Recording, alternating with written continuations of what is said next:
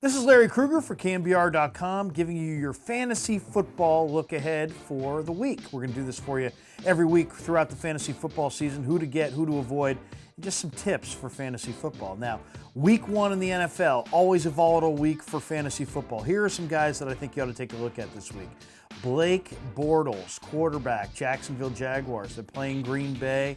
I expect a high-scoring game. I think Green Bay is going to win this game big, but I think there's a big second half pitch and catch fest coming from Bortles to his receivers as Green Bay plays a soft zone and just allows a lot of passes to be completed underneath. Blake Bortles is going to have an improved year this year. He's got a receiving core that's coming of age, and I expect him to put up 285 to 300 passing yards and a touchdown or two in week one.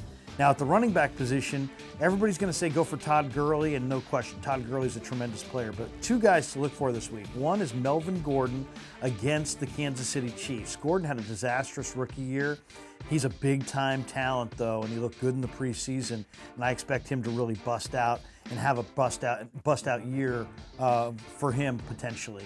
The other guy to look at is on the other side of the same game. Spencer Ware running the rock for the Chiefs against the Chargers. Chargers have a horrendous run D.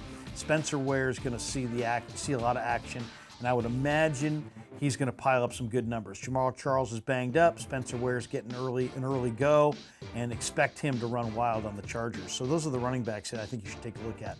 Wide receiver-wise, I would say if you're in a league where you can play Antonio Brown, play Antonio Brown. Antonio Brown's going to have a tremendous year for the Pittsburgh Steelers. Martavis Bryant suspended for the entire year.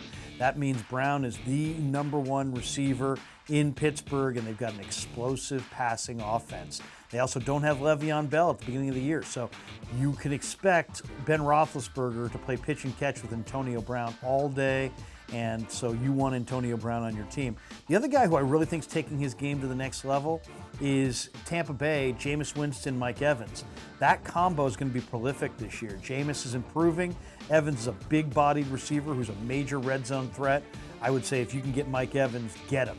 At the tight end position, everybody wants Rob Gronkowski, and Gronkowski's a hell of a player, but he's also dinged up heading into this year, or heading into week one. So what do?